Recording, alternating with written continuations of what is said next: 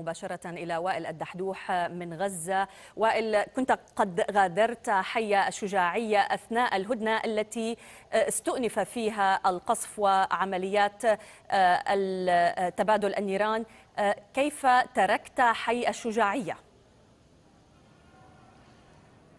تركته مع الأسف في أسوأ حال على الأقل مما شاهدنا في هذه البرهة القصيرة. عندما وصلنا إلى المنطقة صدمنا من هول ما رأينا على كل الأصعدة. حقيقة رأينا جثامين للشهداء ملقاة على